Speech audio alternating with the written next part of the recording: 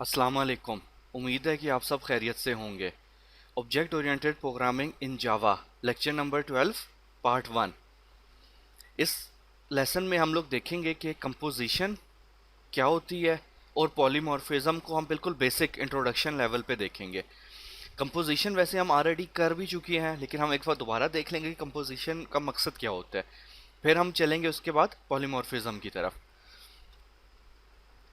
Previous lecture अगर आपको याद हो तो हमने कंक्रीट क्लासेस देखी थी और इंटरफेसेस देखे थे।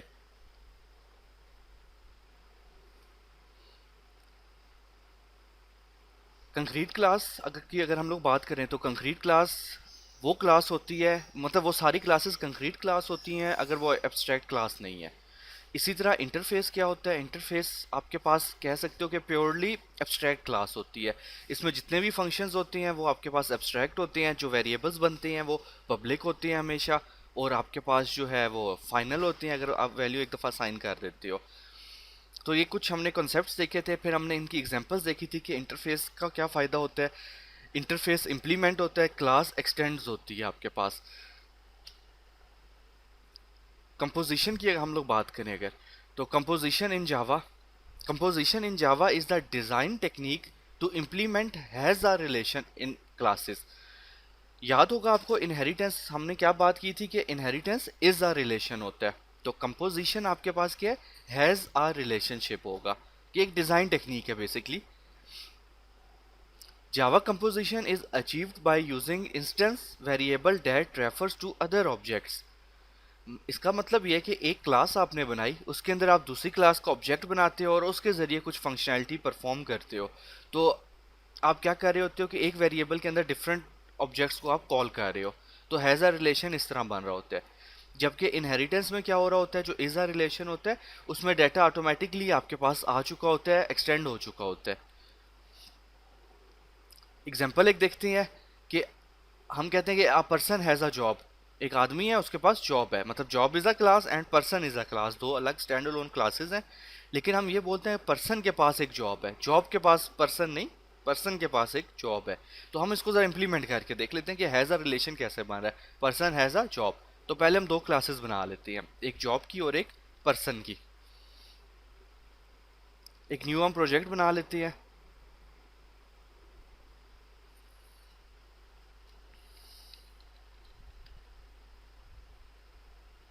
लेक्चर 12 हम नाम दे दिया इसका।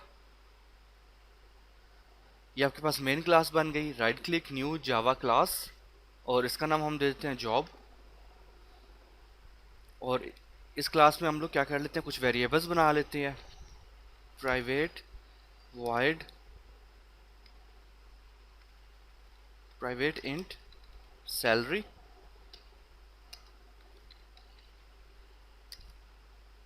Private string title, job title. ठीक है, इनके हम सेट्स और गेट्स बना लेते हैं। तो फिलहाल मैं एक ही बना रहा हूँ, एक ही से हम दोनों में डाटा सेट करवाते हैं। इंट सैलरी हो गया और स्ट्रिंग टाइटल हो गया।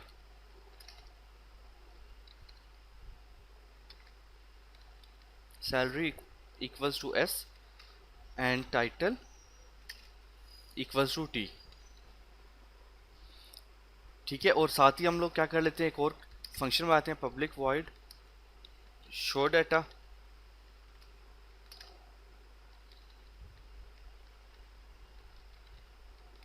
प्रिंट लाइन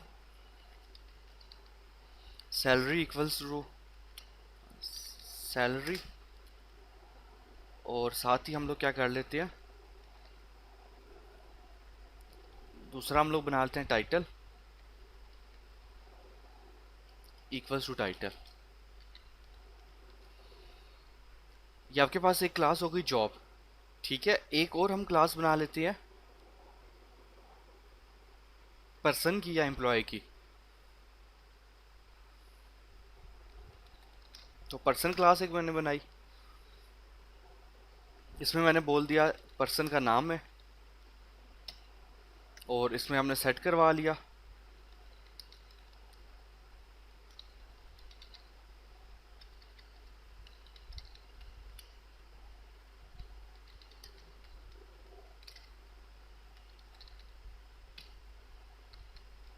और इसे हमने शो करवा लिया।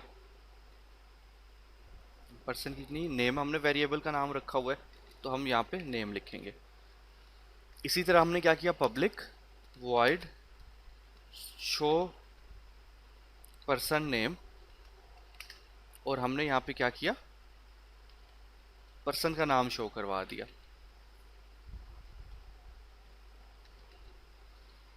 ये आपके पास दो क्लासेस बन गई, कोई इनहेरिटेंस नहीं, कुछ नहीं, बिल्कुल सिंपल दो क्लासेस बना ली। ठीक है, अब हम आते हैं मेन क्लास में। अच्छा नहीं, यहाँ पे अब हम रुकते हैं। अभी देखो अब मसला क्या आ रहा है कि जो ये पर्सन है, मैं कह रहा हूँ कि पर्सन हैज़ अ जॉब, इस पर्सन को एक जॉब मिल जाती है।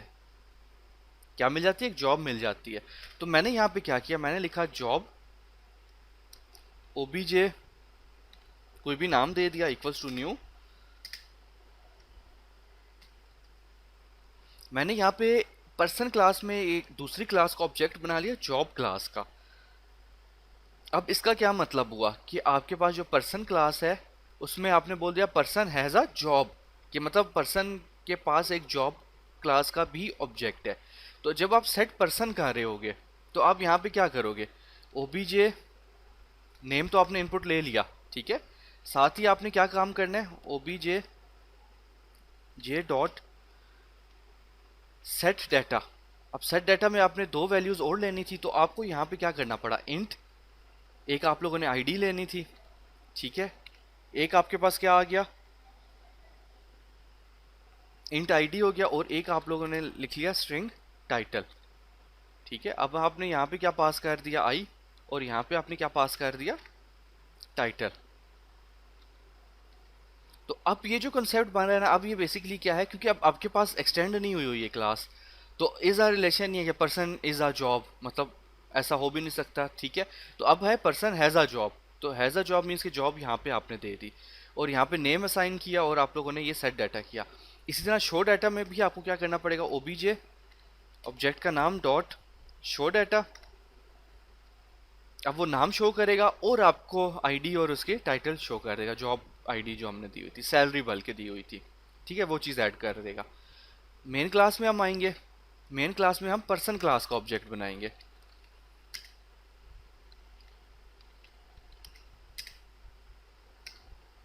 मेन क्लास में हमने पर्सन क्लास का ऑब्जेक्ट बनाया, और हमने यहाँ पे क्या किया, OBJ P dot set person, और यहाँ पे हमने पर्सन का नाम दे दिया, और हमने यहाँ पे क्या किया, सैलरी दे दी, और यहाँ पे हमने जॉब टाइटल दे दी मैनेजर। ठीक हो गया, और फिर हमने साथ ही क्या किया, OBJ P dot show person कर दिया।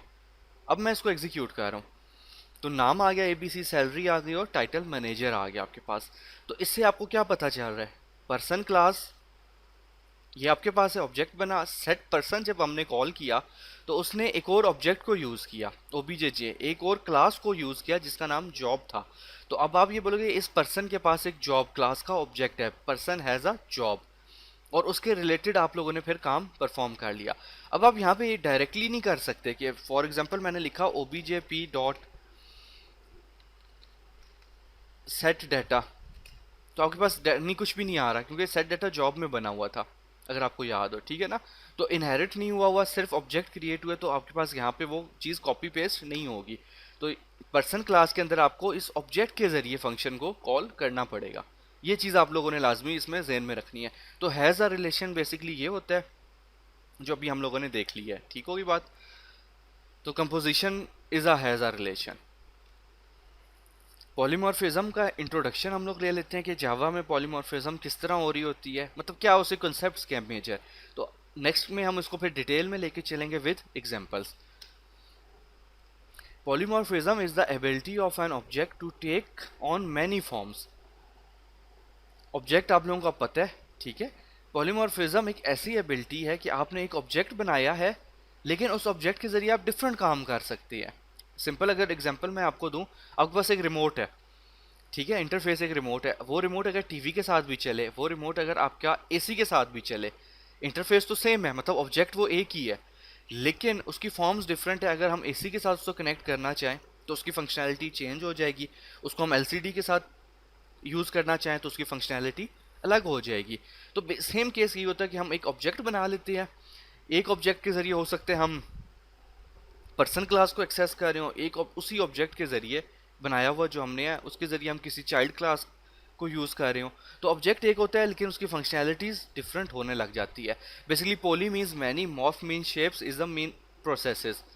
तो आपके पास क्या होता है, शेप एक होती है, उसके प्रोसेसेस बहुत ज़्यादा हो जाते हैं, डिफरेंट हो जाते हैं, आपको ये खुद बताना पड़ता है पॉलीमॉर्फिज्म में। The most common use of polymorphism in object-oriented programming occurs when a parent class reference is used to refer a child class object. ये हम इसको एग्जांपल में देखेंगे। नॉर्मली हम लोग क्या करते हैं, जब हम इनहेरिटेंस करते हैं हम चाइल्ड क्लास का ऑब्जेक्ट बनाते हैं, लेकिन आपको पॉलीमॉर्फिज्म में आप क्या किया करोगे, आप पेरेंट क्लास का ऑब्जेक्ट बनाओगे लेकिन कंस्ट्रक्टर कॉल करोगे चाइल्ड क्लास का। तो उसके जरिए भी आप लोग क्या कर सकते हो, पॉलीमॉर्फिज्म को बना सकते हो। It is important to know that only possible way to access an object is through a reference variable. Of course ही बात है, हम इक्वल्स टू न्यू का कीवर्ड लगाएंगे तो वो आपका जो ऑब्जेक्ट बनेगा, वेरिएबल बनेगा, वो रेफरेंस टाइप बनेगा। तो जावा में हमें करने ही पड़ा होता है, हर चीज़ रेफरेंस टाइप ही बनानी पड़ रही होती है सिंपल वेरिएबल्स के अलावा। एक एग्जांपल को हम लोग देख लेते हैं। सपोज करो हमारे पास एक इंटरफेस है वेजिटेरियन नाम से, एक क्लास है एनिमल नाम से, सिंपल क्लास है, एक क्लास है डियर जो एक्सटेंड करती है एनिमल क्लास को और इम्प्लीमेंट करती है इंटरफेस को। तो क्या हम ये चीज़ें कह सकते हैं कि जो है डियर क्लास जो है, बेसिकली डियर क्लास एनिमल को भी एक्सटेंड कर रही है, डियर क्लास वेजिटेरियन को भी इम्प्लीमेंट कर रही है। तो हम कह सकते हैं डियर इज़ एनिमल, बिल्कुल हम कह सकते हैं क्योंकि एनिमल क्लास को वो एक्सटेंड कर रही है। A deer is a vegetarian, of course vegetarian को भी वो इम्प्लीमेंट कर रही है, हम बोल सकते हैं अ डियर इज़ अ डियर, मतलब खुद क्लास तो होती है। और अ डियर इज़ अ ऑब्जेक्ट, क्योंकि वो चाइल्ड क्लास है, एब्स्ट्रैक्ट नहीं है, तो वो उसका ऑब्जेक्ट भी बन सकता है। तो अ डियर इज़ अ ऑब्जेक्ट।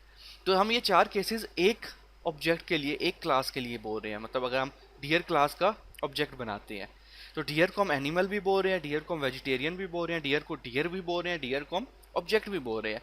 तो ये दिस इज कॉल्ड पॉलीमॉर्फिज्म। एक ऑब्जेक्ट है लेकिन उसके कितने नाम हम यूज कर सकते हैं। ठीक है, हम डियर को एनिमल भी बोल सकते हैं, डियर को हम वेजिटेरियन भी बोल सकते हैं। ठीक है, डियर खुद क्लास है तो वो उसका नाम भी यूज हो रहा है। तो ये कॉन्सेप्ट आपके पास होता है, जो क्या कह सकते हो आप, एक ऑब्जेक्ट है और उसके लेकिन डिफरेंट नाम आ गए हैं। मतलब साफ है, डियर एनिमल है, animal is something else, vegetarian is something else. ठीक है, ऑब्जेक्ट इज समथिंग एल्स, आपके पास हर चीज़ अलग अलग है लेकिन वो है डियर का ही ऑब्जेक्ट। तो इसको हम लोग ज़्यादा डिटेल में कोडिंग में देखेंगे कि आप इसको बेसिकली कैसे इंप्लीमेंट कर रहे होते हो। ठीक है, अब हम इसको क्या करते हैं, एक रेफरेंस वेरिएबल के थ्रू ये इसको इंप्लीमेंट करके चेक करते हैं कि हम किस तरह इसको डिक्लेयर कर सकते हैं। मैंने क्या किया, डियर क्लास का ऑब्जेक्ट बना लिया, deer D equals to new deer, जो आम तरीके से हम लोग बनाते हैं। अब हम लोगों ने क्या किया, एनिमल, हमारे पास एनिमल एक क्लास थी, animal A equals to D मैंने किया, तो ये वैलिड है। इसका क्या मतलब हो गया, आपके पास ए वेरिएबल बना, अभी इसको रेफरेंस नहीं मिला था और उसको हमने असाइन कर दिया डी। डी आपके पास डियर है, बेसिकली वो रेफरेंस्ड वेरिएबल है, इक्वल्स टू न्यू आ चुका है। तो अब ये एनिमल को बेसिकली हमने क्या किया, डियर इज एन एनिमल। इस तरह वेजिटेरियन, वेजिटेरियन आपके पास क्या चीज़ है, इंटरफेस है, ऑब्जेक्ट नहीं बन सकता। तो हमने वेजिटेरियन वी लिखा, इक्वल्स टू न्यू हम करेंगे तो वो हमें नहीं बनाने देगा, तो इक्वल्स टू डी कर दिया, तो अगेन ये भी वैलिड हो जाएगा कि वेजिटेरियन जो है, कि हमने बोल दिया था डियर इज़ अ वेजिटेरियन, तो आपको ऑटोमेटिकली वी को डी वाली वैल्यूज असाइन हो जाएंगी। एक मैंने ऑब्जेक्ट बनाया ओ, उसको भी मैंने डी असाइन किया, तो ये भी उसको असाइन हो जाएगा। तो अब तो अगर आप देखें तो डियर एक ऑब्जेक्ट है, एक इंटरफेस है, लेकिन वो किन किन को असाइन हो गया, एनिमल को भी हो गया, वेजिटेरियन को भी हो गया, ऑब्जेक्ट को भी हो गया। तो इसके कितने डिफरेंट काम आपके पास यहाँ पे आ चुकी हैं। तो ये हमारे पास कॉन्सेप्ट होता है पॉलीमॉर्फिज्म का। इसको हम डिटेल में देखेंगे कि पॉलीमॉर्फिज्म के साथ आपका फंक्शन ओवरराइड का कॉन्सेप्ट आता है, वो हम नेक्स्ट लेक्चर में देखेंगे कि फंक्शन ओवरराइड क्या होता है। फिर हम लोग देखेंगे कि आपके पास जो है ये पॉलीमॉर्फिज्म, इसको प्रैक्टिकली हम लोग किस तरह इंप्लीमेंट करते हैं, और एक दो हम एग्जांपल्स को यहाँ पे कोड करेंगे। Thank you.